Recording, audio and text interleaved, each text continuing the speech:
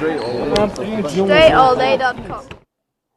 You are now tuned into the show where you learn the discipline to show up day after day to do the work, the confidence to put yourself out there boldly and authentically, and the mental toughness to continue showing up, doing the work, putting yourself out there, even when the success you've expected to achieve has yet to be achieved. And on top of all this, you get a huge dose of personal initiative. Dre, what is that? That is the go-getter energy that moves any one of us, including yourself, to go and make things happen instead of waiting for things to happen. And then we put all this together into a series of frameworks, approaches, insights, strategies, and techniques, all underneath the umbrella of one unified philosophy that is called Work on Your Game. My name is Dre Baldwin, also known as Dre All Day, and welcome to the show. And today's topic is how to respond and not react. Before we get into this topic, let me remind everybody I send out a daily motivation text message free of charge every morning. Everybody in my text community, this message is guaranteed to have you focused, sharp, and on point to start your day. You don't believe me? Text me and find out at the following number, 305-384-6894. And every day when that daily motivation text goes out, because you're a member of my text community, you shall receive that message. Secondly, Work on Your Game University. That is the place where I do all my coaching. That's the place where if you're looking for clarity, if you're looking for a process, you're looking to be more consistent in what you're doing, if you are just kind of confused right now as far as what you're doing and where you're going and how you're going to do it, and you could use some help from someone who will be clear and direct and get straight to the point with no nonsense with you, you listen to the show. I think you already know that that's who I am. Go to WorkOnYourGameUniversity.com. The link is down below in the description, right next to the number where you can get my daily motivation text messages. Look down in the description and you will see. And come into the university. Schedule a call. Get on a call with us free of charge. We don't charge you for the call. Let's find out where you're at, where you want to go, where you think you most need help. And if there's a way we can help you, we'll let you know. If we can't help you, I'll let you know that as well. But there's no charge for the call. So any of you have been wondering, hey, I want to join the university, but I'm not sure, what I can do or what I can't do or any of that. Just schedule a call with us. Go to WorkOnYourGameUniversity.com. There's a big button right there that says schedule a call. Call is free of charge. No obligation, no commitment.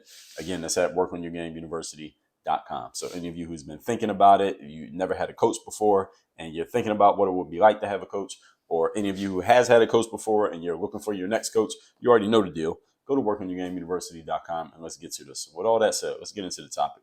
How to respond and not react. Now, usually when we find ourselves reacting in any situation in life, we are not allowing a space in between the stimulus and the response. And we are also, usually when we react, we're allowing our emotions to dictate our activities or our involuntary actions. So while there are times in life when it does make sense to react. So for example, if you're walking down the street at night and a rabid dog foaming at the mouth starts chasing you, you probably just should just react and not respond. You should probably run. You probably don't want to think about it. So if somebody throws a basketball at your face, you should probably just duck instead of considering what your options are. Now, there are times to react, okay? But many times in life, I'm talking socially, I'm not talking in these examples that I gave you here, but socially, usually it's better to put some space in between what happens and what we do, which is what we call a response, not a reaction. So let's get into it. Point number one. Topic, once again, is how to respond and not react. Number one skill for you to respond and not react is emotional control. Emotions cause reactions. When we are not controlling our emotions, we usually end up reacting. Now, the reason why this is in a topic is because all humans have emotions. All right, we all have emotions. That's what makes us human. I talk about you being in the emotional management business back in episode number 560. All of us have emotions, so we need some way to manage those emotions and direct them where we want them to go, instead of allowing them to tell us where to go. So recognize, accept, and appreciate your emotions for what they are, but do not allow your emotions to dictate your behavior. This is the mandate. This is what you have to do. You can recognize the emotion, accept the emotion, feel the emotion, appreciate the emotion for giving you a message, but don't allow it to dictate your actions. So take your emotions into account the same way you would take into account feedback from one of your staff members when you're running a meeting at work. So you're running a board meeting and one of your staff members gives you their feedback and you're probably not going to follow their advice. You can still recognize them and say, hey, I appreciate you sharing that advice, and then go and do what you want to do anyway. So you heard them, you saw what they want to say, but at the same time, you're like, I'm not going to do anything with that. You might even tell them that you're not going to do anything with it and tell them why. You can do the same thing with your emotions. Just because they told you something doesn't mean you have to follow what they said. So you're the boss ultimately of your actions, right? You make the final decisions as to what actions you're going to take. So when your emotions try to tell you to do something that you don't want to do, you tell the emotions, hey, I'm the boss, I'm not going to do that, even though the emotions gave you their feedback. Again, just because someone gives you feedback doesn't mean you have to follow it. So your emotions have input, but they are not the final decision maker. Point number 2, today's topic, once again, is how to respond and not react. Number 2, time and space. These are the delta between the stimulus, which is what happens, and the response, which is what you do in turn.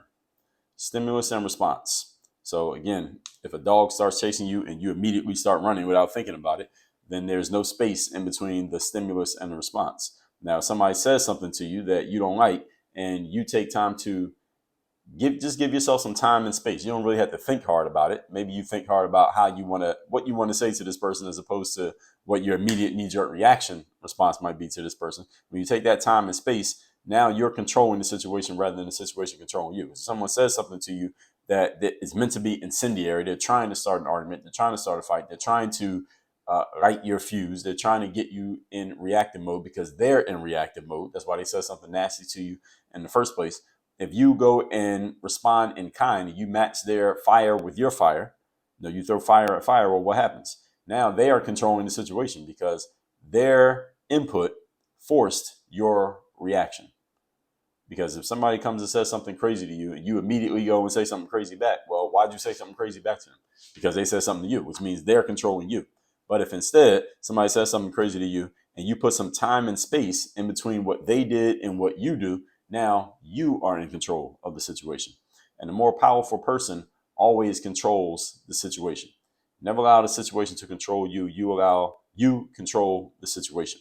So a simple way that any of you can do this in your lives, and especially those of you who are in search of productivity and you're looking for more time and space in your life, is look at your smartphone. And one thing you can do, this is something that I've already mentioned to you all, is turn off the notifications on all your social media apps. Only place you should have notifications is places where people who you are actually doing business with can reach you.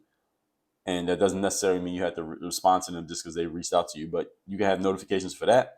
And maybe family members. That's it. People you do business with and family members. But social media does not count. Those people you shouldn't have notifications on Twitter, on Instagram, on Facebook, on LinkedIn, on Snapchat, on TikTok. You should not have notifications on for any of these apps. Why? Because all they're doing is forcing you to react. Even if your reaction is simply picking up your phone and looking to see what the notification is, that is a reaction. You get the little red dot and then you go and pick up your phone to see what the thing is, see what it is that they said. Only apps I have notifications on my phone are text messages, which could be friends and family, phone calls, same thing, WhatsApp, which is where I have message communication with people who I am in business with. That means if someone's a coaching client of mine, they can message me on WhatsApp. I get notifications for that, and Slack, which is where I usually communicate with people who are on my team and staff members, if not on WhatsApp. And just because I see a notification in any of those places does not mean I'm going to respond. My mom called me the other day and I did not answer the phone because I was working. And she followed up with a text message, said, hey, can you call me when I get a chance? And I called her when I had a chance, not when she sent me the text message. I do not allow the phone to tell me when to react, and you should not either.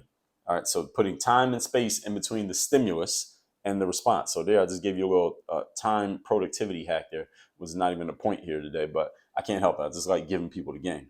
This is the delta between the stimulus, which is what happened, and the response, which is what you do in turn. Also, by the way, on that same note, someone is a client of yours, depending on the line of work that you're in. Now, this is variable depending on the line of work that you're in, because I've had some clients who are in a certain line of work where they do choose to, I wouldn't even say need to, but they choose to be able to respond immediately to a client who reaches out. So let's say you're in a space, let's say you manage people's money and they're in a space where there's something happening financially in the markets and you want to be able to immediately respond because somebody they want to move some money or they want to buy something, they want to sell something, they need you to get them some money and you need to do it immediately because it's a Friday or there's a holiday coming up. I understand that if that's what you want to do, if that's the way you want to run your business. But in my line of work, I don't usually deal with anything emergency based. All right. So if you're working with me, usually there's nothing emergency based with us. So when you send me a message in WhatsApp, you should not be expecting me to respond to you immediately. I usually do not. So you ask anybody who's ever been a member of Work on Your Game University, and this shouldn't be a turnoff for any of you thinking about joining university. You message me, do not expect me to respond to you immediately. I probably will not, unless we're in the middle of a conversation that maybe I might respond then. But other than that, I usually am not dealing with people who are in emergency situations where I need an emergency immediate response from me. If you really have an emergency, well, what you should do is dial 911. All right, that's the real number for emergencies. The whole point is, the only difference between a response and a reaction is space. So any of you wondering, Dre, what do you mean by a response and a reaction? Aren't they kind of the same thing? They're not the same thing. The only difference between them is space. When you respond, you put a space before your action, whatever it happens to be. When you react, there is no space. That's instinctive. It happens immediately. So your aim should be to respond most of the time, not to react. So to give you an example of this in real life, this is something that I've conditioned myself to do. If you're driving and some asshole driver cuts you off or does something crazy, they make a left turn, they make a left turn from the right lane, jumping in front of you across traffic to make a left-hand turn that could have caused an accident had you not noticed them and slammed on your brakes. You could immediately slam on the horn and cuss them out, even though they might not be able to hear you. That's a reaction. Now, slamming on the brakes is a reaction that is good. That's a good reaction because that kept you from wrecking your car and maybe kept that driver, the dummy who cut in front of you, from dying. That's a good reaction. Now, that reaction is a good part. Now, you don't have to add on the beeping the horn, and you don't have to add on the cussing them out. You don't have to beep the horn. They know they did something dumb, whether you beep the horn or not. They know they did something stupid. So I've conditioned myself to not slam the horn on people. I can't remember the last time I slammed the horn, like angry slam the horn. I might beep the horn, like if I'm sitting behind somebody and the light turns green and they're on their phone, I might give it like a light tap just to get their attention so they can go and move, but it's not like the angry horn beep. You know what I mean? When I say the angry horn beep, you can tell even if you're not in the car when somebody does the angry horn beep, because they slam on the horn and they hold it for a long time, and it's like the angry horn beep, even though you can't even hear what the person is saying, but you can feel their energy just by the way they beep the horn. I don't do the angry horn beep anymore. But I remember when I was a kid, my dad would drive. My mom didn't drive. For many years, my mom didn't ever really drive. She didn't really even, I think my mom even had a license till I was like 21, but she drives now. But I remember my dad would drive, and my dad would have road rage. And I don't know where he got it or why, but he would have road rage. So he would like cuss people out, not actually cuss them out. They didn't hear him, but he would cuss at them from in his car, even though they couldn't hear them in their car. He would do that all the time. All kinds of names he would yell at people for whatever they were doing in the car. So, and I've seen a lot of people with road rage, and it's funny to me. It makes me laugh when people have this road rage, because that's reaction. All right, you don't want to be reacting, or you want to be responding. So when somebody cuts me off and does something crazy in traffic, I will react physically in terms of hitting the brakes or avoiding a car accident, which is a good idea by me. But I don't react in terms of, I'm not cussing them out. I'm not giving people the one finger salute, as we say here in America. I don't do that. I don't slam on the horn. I don't do any of that stuff. I never chase down a driver who did something dumb so I can get them a piece of my mind when they finally stopped. I never did any of that stuff. Don't do that. All right, that's a reaction. You want to be responding. Okay, and the only difference between the two is the space you put in between, the thought. Because in that space, what you do is give yourself time to think, you give yourself time to control your emotions, and you can condition yourself to do this consistently to where you never feel like reacting, even though your emotions may be telling you to react. So your aim should be to respond most of the time, not to react. Now, although I am an advocate of making errors of commission rather than errors of omission, rather it's better to do something and regret that than to do nothing and regret that. Understand that there is a commission that we have, that we do have our, let me back up. All right. Rather make errors of commission, doing something, errors of omission, doing nothing. But there's nuance to this. Let's put it that way. There's a nuance to this. You don't want to be making errors of commission in reaction. You don't want to react and then say, damn, I probably shouldn't have did that. Those kind of errors you don't want to make. It's better to think about what you're going to do, then do something, because the thing happened whether you do it, whether you respond immediately or you react, whether you respond later or you respond immediately, and later could be 5 seconds, 5 minutes. But those errors of commission that you make in reaction often lead to regrets, and kind of regrets that you don't want. Okay, so yeah, there are all kinds of regrets that we have in life. Those are the kind of regrets you don't want, especially when your emotions are taking the wheel. Speaking of these examples that I'm giving you here, so pun intended, you don't want your emotions taking the wheel, because then you might end up in a car accident. So the caveat to this point is that you don't want to get so focused on response and putting the space in between that you get into paralysis by analysis, meaning you are overthinking your response rather than moving yourself to action when you have already considered the situation, you considered your options. Now, I'm not talking about here road rage, or somebody cut you off in traffic. You don't need to do anything. You should probably do nothing, because again, they already know they did something dumb. You hunting them down or cussing them out or whatever it is you possibly could think of doing, none of that's going to change the fact that they already did the dumb thing and that the situation is over, assuming that nobody got hurt and there was no car accident. Just keep driving. That's what you should do, just in case anybody was wondering what you should do in that situation. So once you know what needs to be done, however, and you thought it out, then go do it. Thinking usually happens relatively quickly. So anytime I'm talking to someone, they tell me they need to think about something, that's nonsense. You already thought about it. All right. The fact that you're talking about thinking about it tells me that you already thought about it. You get it? Any of you who tells me that you're working on something and you need to think about it before you take the next step, you already thought about it. That's why you're telling yourself that you're thinking about it. I was speaking to someone just today from when I'm recording this, and they were talking about a business that they're going to do, or a business they're in the process of launching. And I've talked to many people who've said this. So if you think I'm talking about you, I am, but I'm not. And they said, and I was asking them, okay, well, why is it going to take? And they were telling me this time frame from when they're going to do anything. And I said, well, why would it take that long? Because they were talking several months out. They were going to do certain things. I said, why would it take that long? They said, well, I got to think about this thing, this thing, and this thing. And I said, well, thinking about those things is not going to take you 4 months. It would take you about 4 hours. And they laughed because they knew it was true, because they already thought about it. So when I say a response, that doesn't mean you need to take 30 days to do something. All right. Sometimes your thought process only takes 30 seconds. Point number 3. Today's topic, once again, is how to respond and not react. Number 3, control the situation. And the person who is responding controls the situation, not the person reacting. In moments of crisis, the leader is the calmest person in the room, regardless of their status, job title, or credential. In any crisis situation, the leader is the person who is the most calm and the most composed, regardless of their status amongst everyone else, their position on the totem pole, their job title, or their credentials. When you react, which is again what we do when we get into reactive mode in a crisis, whether it's a real crisis or not, when you're reacting, the situation controls you, because the only reason you reacted is because something happened, right? The situation made you do something. And this is, some people even use this language. Well, you made me yell. You made me get angry. You made me cuss you out. You made me get frustrated. Nobody can make you do anything. No situation makes you do anything. Even if what you did is what you wanted to do, and you look back on it and say, I'm glad I did that, the situation didn't make you do it. You chose to do it. Your emotions chose for you to do it. But either way, you got to own that action.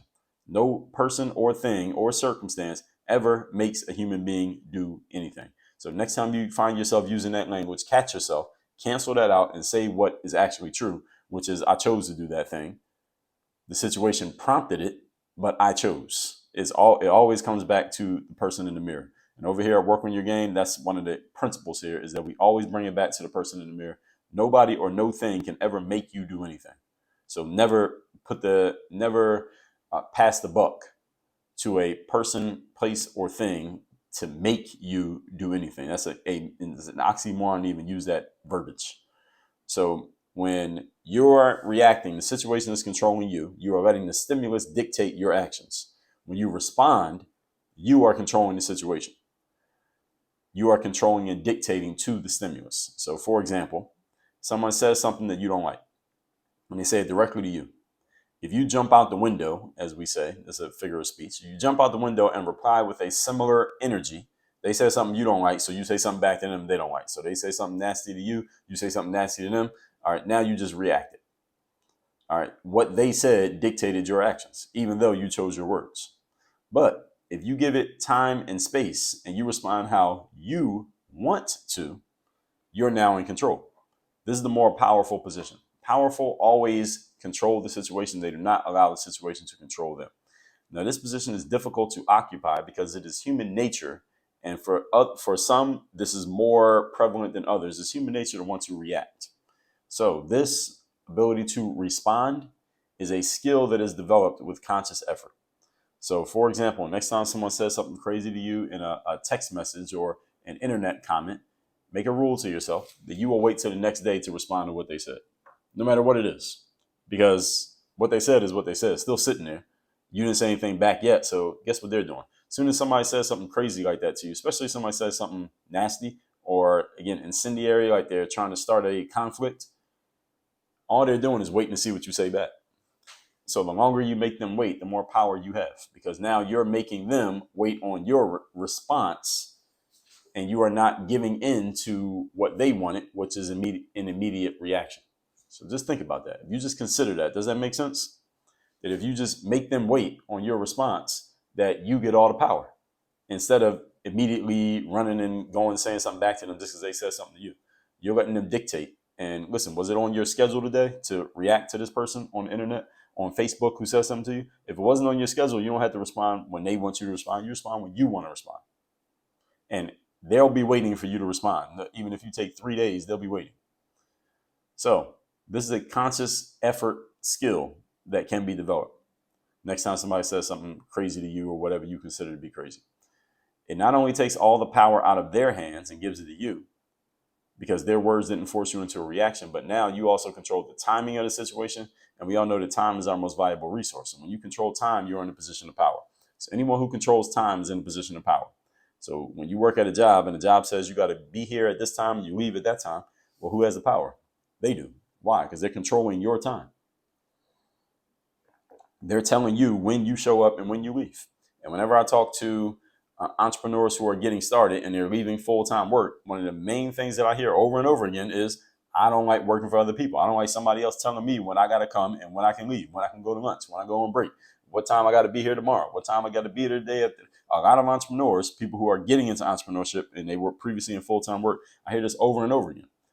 Control is in the hands of the person who controls the process, the time, when things happen, the timing of things. So if you want to be in control, you want more power in your life, start controlling your time, even when someone else tries to take it away from you.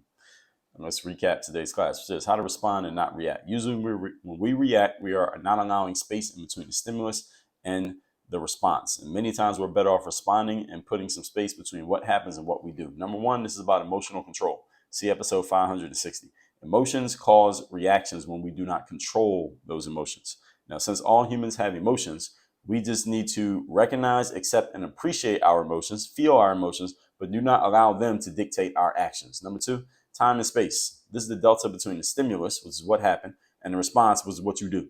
Only difference between the response and the reaction is the space in between the two. So again, just train yourself constantly to put space in between anything that happens and what you do next. Again, this does not mean that you need to get into paralysis by analysis, thinking and thinking and thinking. Once you know what you want to do, go ahead and do it. Number three, control the situation. In moments of crisis, the leader is the calmest person in the room, the person who is in control of time. You think about working at a job, who's in control? The person who tells you what time you got to be there and what time you get to leave. When you become an entrepreneur, you're in control because you get to determine what time you get there and what time you leave. So start controlling time and you will have more power in your life in any aspect, no matter what your situation is. With all that said, text me and tell me the best insight you got from today's class. My number is 305-384-6894. And WorkOnYourGame.University.com. That's the place where you get to work with me directly. That's the university. That's where all the coaching happens. That's the only place where you can work with me to get clarity, where you can get precision into what you're doing, where you can really get locked in and focused on how you're going to do it, when and where you're going to do it, what needs to happen. And you get access to all of our best trainings on mindset, strategy, systems, and execution. All of that happens inside of Work on Your Game University. You can join. You can get on a free call with us, no obligation, to find out where you're at, how we could possibly help, what it will look like, by going to WorkOnYourGameUniversity.com. Work on your game. Dre, all